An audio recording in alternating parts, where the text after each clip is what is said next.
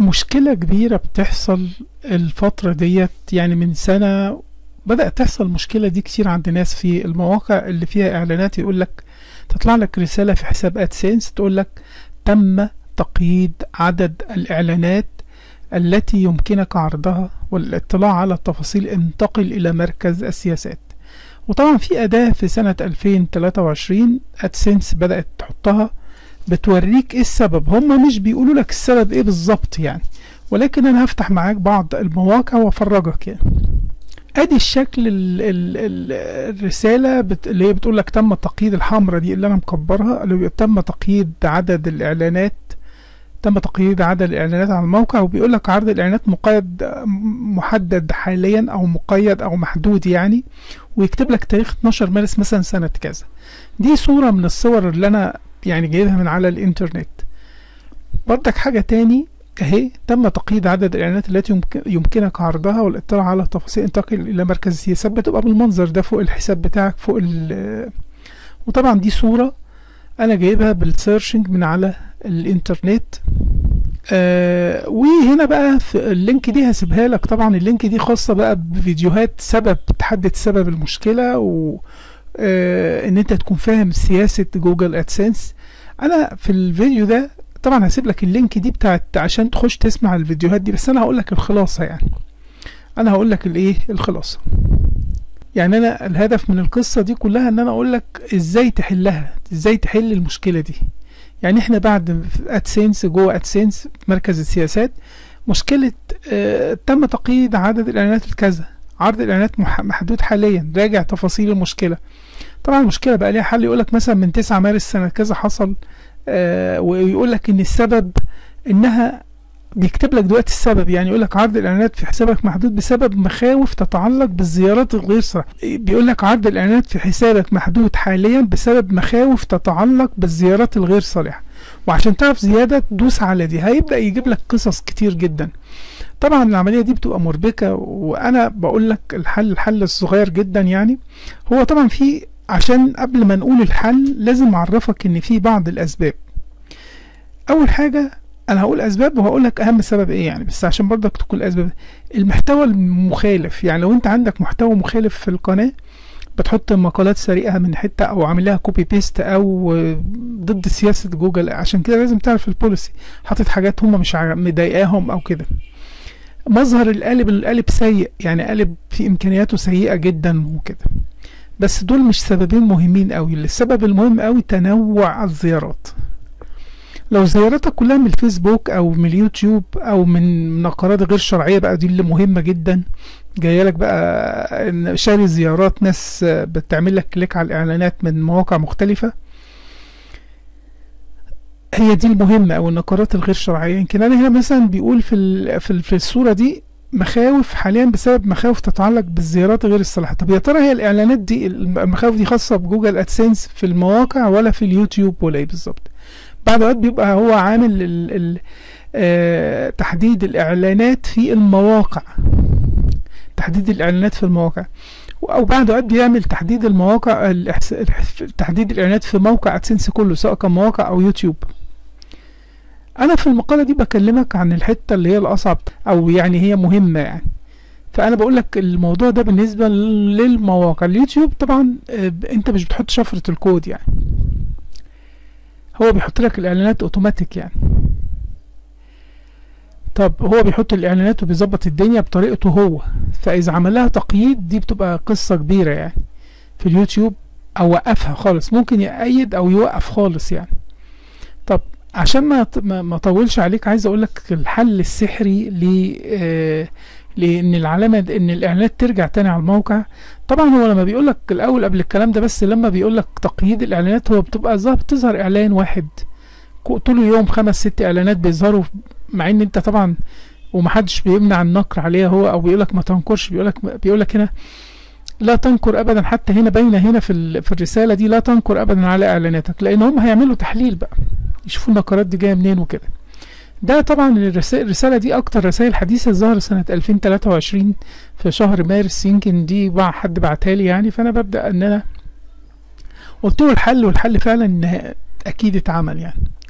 هتعمل ايه؟ اول خطوه في الحل تخش على الاكواد بتاعه الاعلانات اللي هي اللي محطوطه في الموقع بتاعك، تشيلها كلها، تشيلها ريموف اللي انت عاملها يدويا، واللي انت عاملها بالكود، او اللي انت مركبها في القالب. يعني ما في نوعين من الاكواد في الاعلانات، لا اما انت عاملها في الكود، طبعا الناس اللي عندها مدونات وعندها بلوجر بالذات يعني او غيره بيبقوا كاتبين الشفرة الاعلانات جوه الموقع ككود، فيشيل كل الشفرات دي. يعني مثلا بيزودين الاعلانات حبه حاطينها بطريقه معينه، فشيل الاعلانات دي. انا بقول لك طريقه الحل على طول، سيبك الاسباب يمكن بعد ما اقول لك الطريقه دي عشان ما اطولش عليك. اللي عايز يختصر بعد ما اقول الطريقه، طريقه مضمونه 100% ومتجربه، وانا جربتها على مواقع ناس كتير واتحلت على طول، مفيش اي مشكله، فثق يعني في هذا الكلام يعني. ولو انت شفتها نفذتها وما اتجربتش، اكتب لي ان دي طريقه فاشله. نرجع تاني، هتشيل كل الشفرات دي خالص، سواء كانت في الكود او في القالب، في اللي هو اللي يعتبر الايه، في مظهر القالب. طبعا احنا بنحط اعلانات اللي هي الادوات بتاع بلوجر دي، بنحط الاعلانات سواء جافا سكريبت او ادسنس جوه التمبلت بتاع القالب، او بنحطها جوه الكود ال HTML. بنبدا نحط في حتت معينه لو احنا واخدين عايزين نحط الاعلانات بطريقه غير تقليديه، اعلانات في وسط المقالات، اعلانات مش عارف كذا، اعلانات ثابته، اعلانات، كل الكلام ده بيبقى ضد سياسه الاعلانات في جوجل ادسنس. ده سبب رئيسي. بيجي هو عايز يتعامل مع الكود، بيلاقيك انت حاطط حاجات احتراما لان هو يقدر يشيلها طبعا، فبيعمل لها ايه؟ تعطيل. بيعمل لها تعطيل. هو مش عاجبه الكلام ده، لان هو ليه فكر في السياسه في الاعلانات، وليه فكر منهجيه معينه في انه يحط الاعلانات في حتت معينه بطريقه معينه في الوقت المناسب، اللي هي الاعلانات اللي هي الاوتوماتيك، اللي هي التلقائيه دي.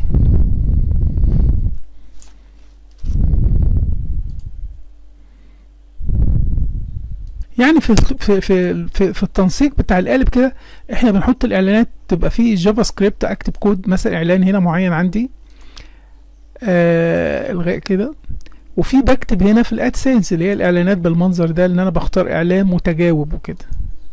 شيل كله ده هنا.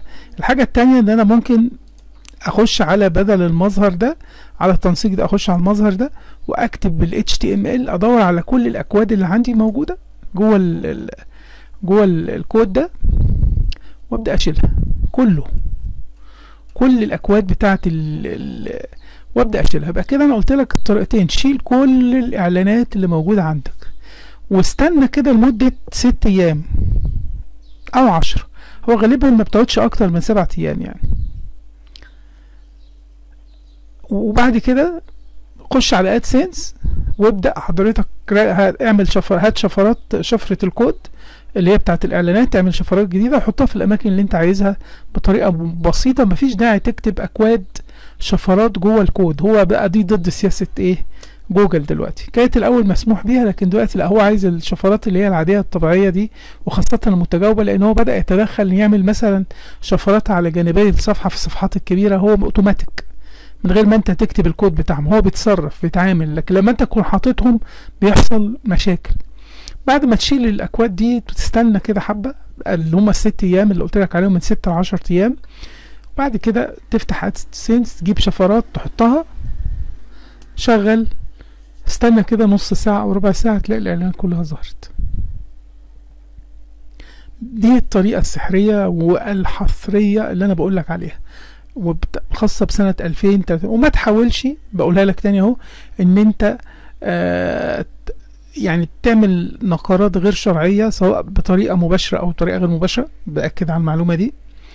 التاني حاجه، حتى ان كنت عملتها فتره وعدت، خلاص ابعد بقى عن الموضوع ده، مش هينفع تاني خلاص. طالما هم الموضوع بدأ هم يعملوا يعني انت اذا كنت بتروج لموقعك بطريقه بطريقه مش غير سياسه جوجل، خلاص ابعد عن الموضوع ده. احسن لك ما تعملش، هتخسر شغلك كله. طب الحل الامثل ايه؟ ابدأ ركز في موضوعات مهمه تهمك وتهم الجماهير، وابدأ اكتب فيها، ويبقى ليها كلمات بقى، يعني هتتبع سياسة الكتابة المظبوطة، ان المواضيع تتكتب بطريقة سليمة، تبقى في كيوردات، بحيث ان يبقى على الاقل في مصادر سيرش بيطلع موقعك بيظهر، بتيجي ناس بتبحث بتطلع لهم كده يعني. اتمنى تكون المعلومات دي مفيدة. اعتقد انك عملت كده 100% تبقى خرجت من المشكلة دي. شكرا، سلام.